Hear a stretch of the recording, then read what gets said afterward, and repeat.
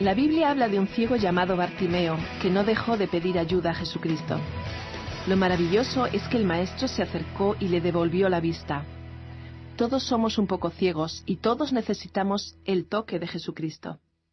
El programa de hoy quiere abrir tus ojos y que conozcas la verdad que se encuentra en él.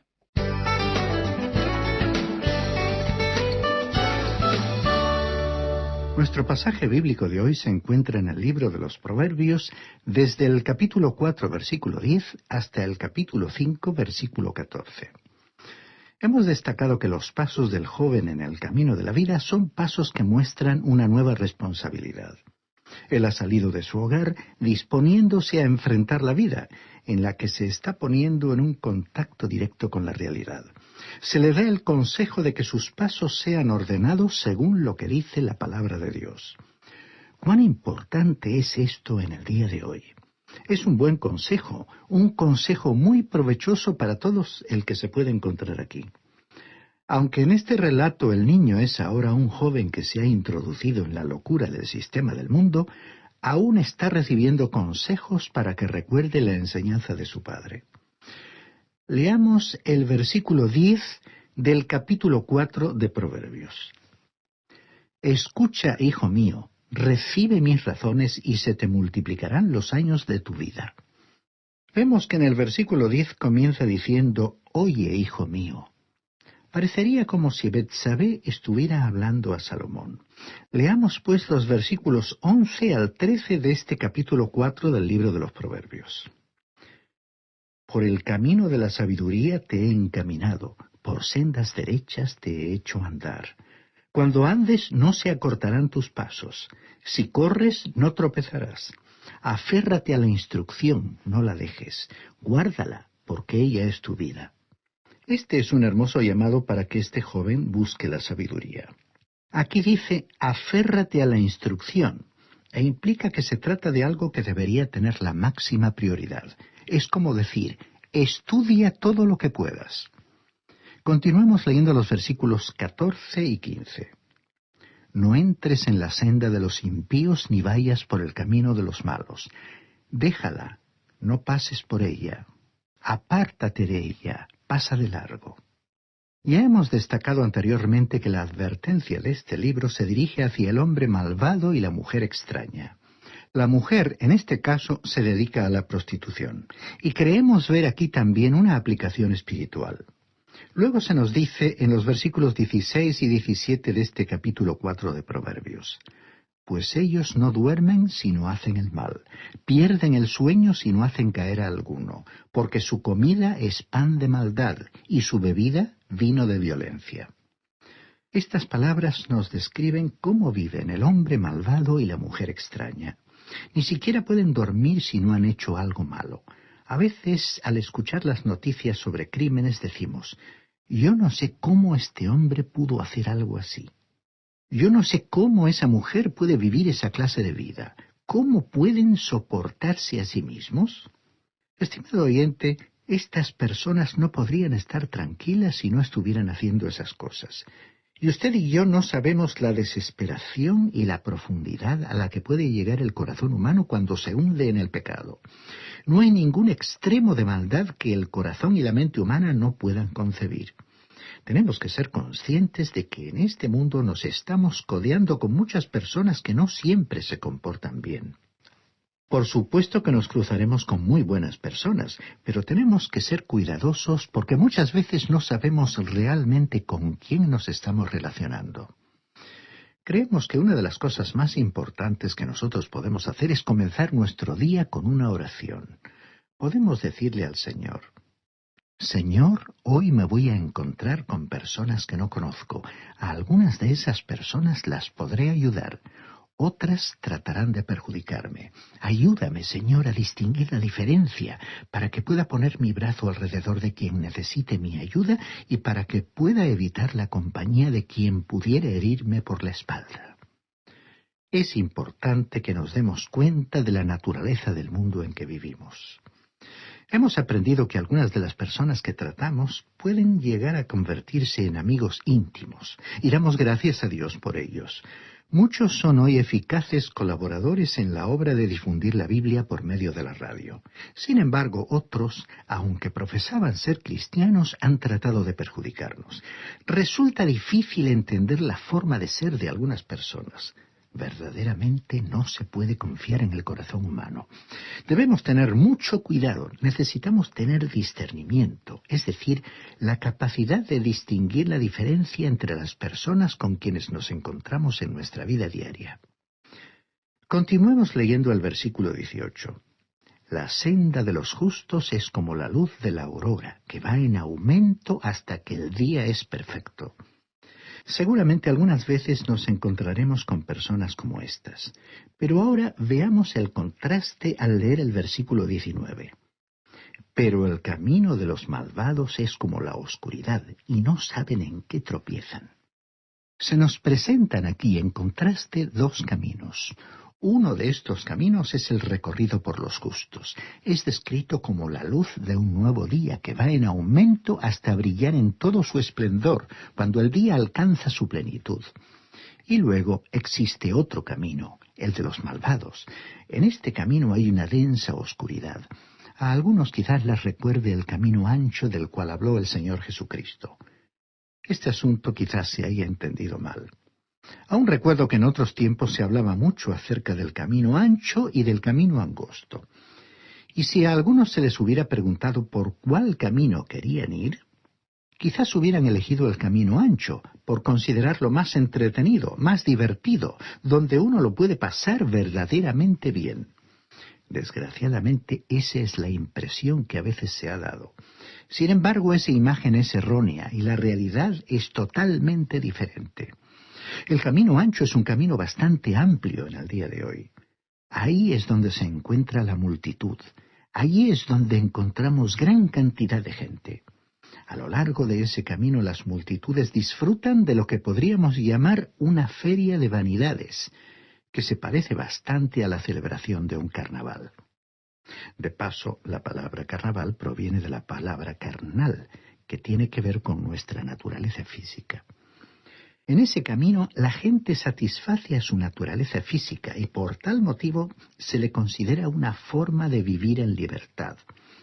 Hoy se enfatiza precisamente este aspecto. Cada uno puede vivir como le plazca. Y podemos decir que realmente se trata de un camino amplio, ancho en su entrada. Pero observemos que al avanzar, el camino ancho se va haciendo cada vez más estrecho, porque el camino de los malvados es una senda oscura, envuelta en la oscuridad. Es cierto que en la entrada al camino hay luces brillantes, pero al entrándose en la senda ya no brillan las luces. Las personas ni siquiera se dan cuenta de con qué están tropezando. Este es el camino ancho que el Señor Jesús describió. Se parece a un embudo. La senda se estrecha cada vez más hasta que acaba en la destrucción. Ahora, en contraste, el camino angosto comienza de otra forma. Es muy estrecho en la entrada. En el Evangelio de Juan, capítulo 14, versículo 6, vimos que el Señor Jesucristo dijo: «Yo soy el camino». El camino es tan estrecho que está limitado a una persona, que es Cristo. Nadie puede ir a Dios el Padre si no es por medio de Cristo. Nadie podría encontrar un camino más angosto que este. El apóstol Pedro dijo, según el libro de los Hechos, capítulo 4, versículo 12, «Y en ningún otro hay salvación, porque no hay otro nombre bajo el cielo dado a los hombres en que podamos ser salvos». Y en el Evangelio de Juan, capítulo 10, versículo 9, el mismo Jesucristo dijo: «Yo soy la puerta, el que por mí entre será salvo. Entrará y saldrá y hallará pastos». Así que la entrada es angosta, pero después, al avanzar, el camino se va haciendo cada vez más ancho, conduciendo a una vida abundante y a la luz misma del cielo. Estimado oyente, necesitamos entrar por el extremo angosto de una especie de embudo, y ese extremo está identificado como el Señor Jesucristo. Esta es exactamente la figura que encontramos en estos versículos de Proverbios. Hay dos caminos. Está la senda de los justos y la senda de los malvados. Más adelante ya oiremos hablar nuevamente de este asunto. El camino amplio está descrito en el capítulo 16, versículo 25 de este libro de Proverbios y dice lo siguiente: Hay camino que al hombre le parece derecho, pero es camino que lleva a la muerte. Continuemos leyendo los versículos 20 al 22 de este capítulo 4 de Proverbios. Hijo mío, está atento a mis palabras, inclina tu oído a mis razones, que no se aparten de tus ojos. Guárdalas en lo profundo de tu corazón, porque son vida para los que las hallan y medicina para todo su cuerpo. Aquí cabe recordar que en el Salmo 119, versículo 11, el salmista dijo sobre la palabra: En mi corazón he guardado tus dichos para no pecar contra ti. Las palabras de Dios son palabras de vida. De los escritos de un gran hombre del pasado se ha dicho que si sus palabras se cortaran, sangrarían. Esto puede decirse verdaderamente de las palabras de Dios. Son palabras vivas. Si se cortaran, sangrarían. En el versículo 22 dice: son vida para los que las hallan.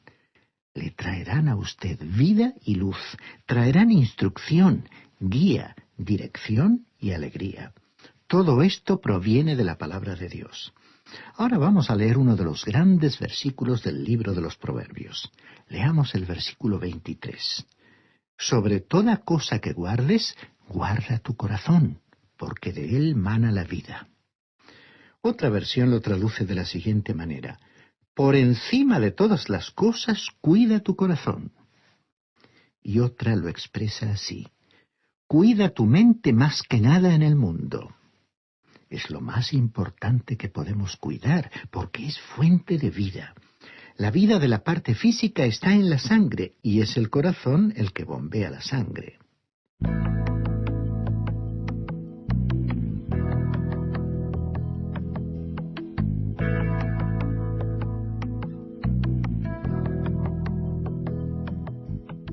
William Harvey en el siglo XVIII descubrió la circulación de la sangre, lo cual revolucionó a la ciencia médica. Y aquí en el libro de Proverbios, que fue escrito unos 2700 años antes, hay un reconocimiento de la importancia del corazón para la conservación de la vida. Y el corazón simboliza el centro del ser más interior, más íntimo.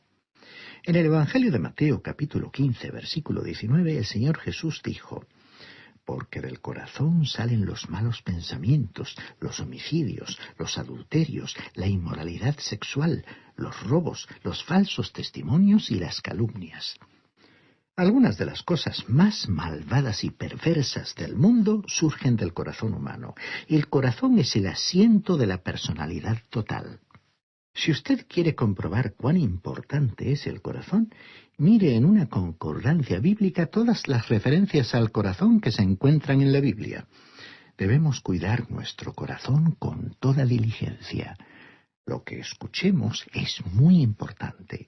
Lo que estudiamos también es importante. Y lo que vemos tiene importancia. Tendríamos que reconocer que del corazón surgirán las cosas más importantes de nuestra vida. No perdamos de vista el hecho de que el libro de Proverbios, escrito muchísimo antes de que Harvey descubriera la circulación de la sangre, presentó una declaración sobre el corazón que siglos más tarde la ciencia la confirmó como cierta.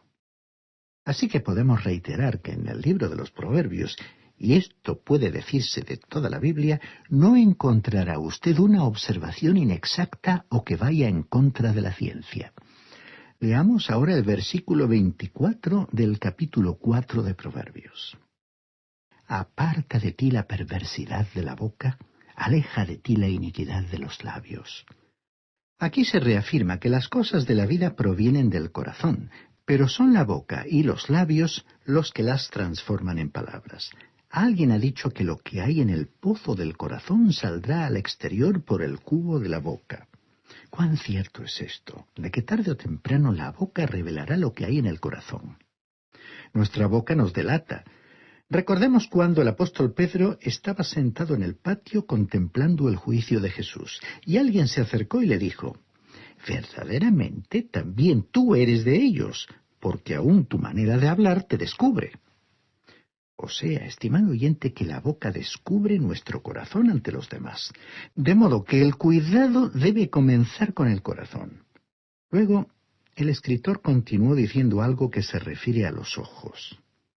Leamos los versículos 25 al 27 de este capítulo 4 de Proverbios. Que tus ojos miren lo recto, y que tus párpados se abran a lo que tienes delante. Examina la senda que siguen tus pies, y sean rectos todos tus caminos. No te desvíes a la derecha ni a la izquierda. Aparta tu pie del mal. Aquí se destaca lo cuidadoso que debe ser un joven. Otra versión traduce así el versículo 25.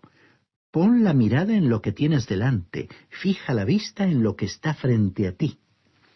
Muchos adultos hoy recuerdan con tristeza que han arruinado su vida por una mala decisión tomada en su juventud, y muchas de las consecuencias se han presentado al pasar los años una y otra vez. En algunos casos, una adicción adquirida en la juventud, ya sea el alcohol o las drogas, ha marcado toda una vida y a toda una familia. ¿Cuántos están hoy destrozando sus vidas por no haber examinado, como dice el versículo 26, la senda que seguían sus pies? Y ahora llegamos al capítulo 5 de Proverbios. Al leer este capítulo cuidadosamente, usted encontrará que se le aconseja al joven que viva una vida pura por el bien de su familia. Esta es la clase de educación sexual que Dios da. Y nos agrada más esta instrucción de Dios que la que solemos escuchar en la actualidad, incluso en algunos círculos cristianos. Dios estaba diciendo que había que vivir una vida pura para el futuro bien del hogar. Muchos de los problemas de los hogares hoy no han comenzado con el establecimiento oficial de la familia, sino en la vida sexual prematrimonial del individuo. Leamos entonces los versículos 1 y 2 que comienzan a presentarnos la educación sexual de Dios. Hijo mío, está atento a mi sabiduría e inclina tu oído a mi inteligencia para que guardes la discreción y tus labios conserven la ciencia. Las palabras hijo mío nos indican que el escritor se dirige nuevamente al joven. Aquí está hablando la sabiduría que le ofrece al joven venir a su escuela para aprender de ella. En el capítulo anterior la advertencia se dirigía contra el hombre malvado. En este capítulo la advertencia va hacia la mujer extraña, literalmente la mujer extranjera, porque esa mujer procedía de fuera de Israel. Generalmente pertenecía a otro pueblo y se dedicaba a la prostitución. Ninguna mujer israelita se convertiría en una prostituta, porque de acuerdo con la ley, debía ser apedreada. Sin embargo, cuando Israel se alejó de Dios, los israelitas cayeron y se hundieron cada vez más en la inmoralidad. Y así se dio el caso de que algunas israelitas se dedicaron a ejercer la prostitución, como se indica en el libro de los Proverbios, capítulo 2, versículo 17, cuando se habla de la que abandona al compañero de su juventud y se olvida del pacto de su Dios. Pero aún en ese caso, la mujer era considerada una extraña, una extranjera, porque era una extraña en lo referente a su relación con Dios. Leamos ahora los versículos 3 al 6. Los labios de la mujer extraña destilan miel, y su paladar es más suave que el aceite, pero su final es amargo como la hiel, agudo como espada de dos filos. Sus pies descienden a la muerte, sus pasos se dirigen al sepulcro. Sus caminos no son firmes, no los conoce ni considera el camino de la vida. En una cárcel estaba recluido un famoso criminal. Uno de los guardias de ese lugar nos contó la historia. Ese hombre había contraído la sífilis, la cual no se curó a tiempo, y atacó al cerebro causando paresia, que es una parálisis leve que consiste en una debilidad de las contracciones musculares. Al final puede incluso llegar a causar la locura. Y este guardia nos contaba que antes de morir ese criminal se había convertido en una persona trastornada mentalmente. Luego, el guardia hizo este comentario. Este criminal fue responsable de la ruina de muchas chicas. Pero ¿sabe una cosa? Es interesante. Esta gente nunca puede escapar a las consecuencias. Y alguna muchacha le contagió a él esa enfermedad. Y aquí la palabra de Dios advierte contra este y otros peligros que han malogrado la vida de tantos jóvenes. Luego, los versículos 7 al 11 de este capítulo 5 de Proverbios dicen: Ahora pues, hijos, escuchadme, y no os apartéis de las razones de mi boca.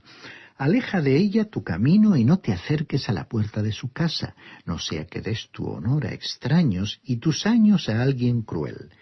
O no sea que los extraños se sacien de tu fuerza, que tus trabajos queden en casa ajena y que gimas al final, cuando se consuma tu carne y todo tu cuerpo. Aquí vemos una solemne y elocuente advertencia al joven, y se nos describe la verdadera imagen de una enfermedad venérea. Al final, el escritor describe un lamento cuando las partes del cuerpo se consumen. En algunas regiones de la Tierra, estas enfermedades y el SIDA adquieren proporciones epidémicas. Y leamos ahora los versículos 12 al 14 que nos describen la reacción de alguien que se arrepiente por no haber escuchado un consejo. ¿Cómo pude aborrecer el consejo? ¿Cómo pudo mi corazón menospreciar la reprensión? No escuché la voz de los que me instruían, ni a los que me enseñaban incliné mi oído. Casi en el colmo del mal he estado, en medio de la sociedad y de la congregación. Recordemos, estimado oyente, que Dios no puede ser burlado. Lo que usted siembra, eso es precisamente lo que cosechará. Y Dios describe en este pasaje cómo será el final de una vida malograda. Creemos que nuestra sociedad actual está cosechando lo que ha estado sembrando. La burda inmoralidad es el resultado de la falta de enseñanza de la palabra de Dios. Este pasaje presenta el lamento que no tiene respuesta, el remordimiento por no haber sabido dar importancia a los consejos, por haberlos despreciado, por haber sido rebelde. Estimado oyente, esto nos recuerda nuestro estudio de los libros históricos del Antiguo Testamento, donde vimos las reiteradas advertencias de los profetas en cuanto a la dureza del corazón de los israelitas y los anuncios del castigo que se avecinaba. Al fin, ellos también tuvieron que soportar las consecuencias trágicas de su rebelión. Por ello, viene bien escuchar aquella solemne advertencia del salmista en el Salmo 95, versículos 7 y 8. Si oís hoy su voz, no endurezcáis vuestro corazón.